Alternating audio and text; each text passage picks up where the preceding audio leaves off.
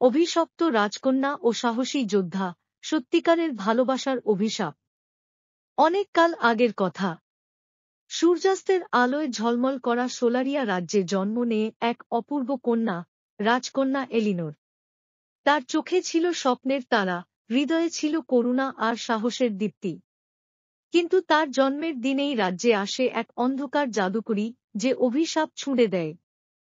যেদিন এলিনোর সত্যিকারের ভালোবাসায় হৃদয় উৎসর্গ করবে, সেদিনই তার হৃদয় পরিণত হবে শীতল পাথরে।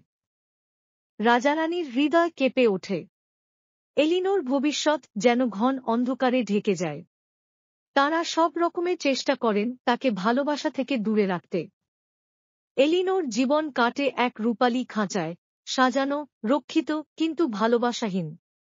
বছর পেরিয়ে যায়। রাজ্য একদিন পড়ে যায় এক ভয়ঙ্কর ছায়ার কবলে। রাক্ষসদের আক্রমণে ধ্বংস হতে থাকে গ্রাম, জ্বলতে থাকে ঘরবাড়ি। ঠিক সেই সময় রাজ্যে প্রবেশ করে এক সাহসী যোদ্ধা, স্যার অ্যারন, যার চোখে ছিল অটল আত্মবিশ্বাস, বুকে ছিল সত্য ও সাহসের দীপ্তি। রাজকন্যা ও অ্যারনের দেখা হয় যুদ্ধের ময়দানে।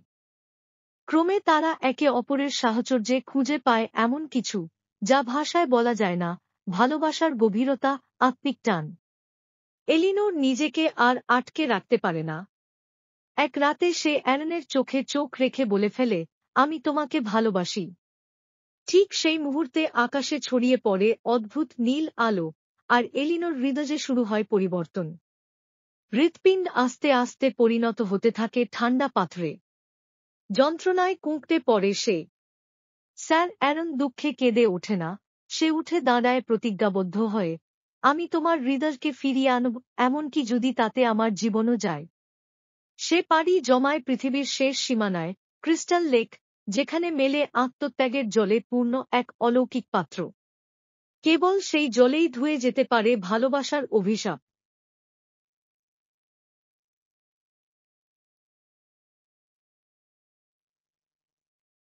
কিন্তু শর্ত ছিল, জল তুলতে হলে দিতে হবে নিজের ভালোবাসা, নিঃস্বার্থভাবে।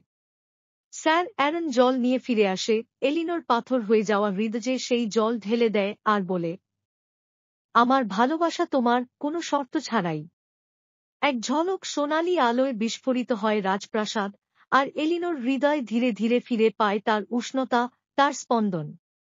অভিশাপ ভেঙে যায়।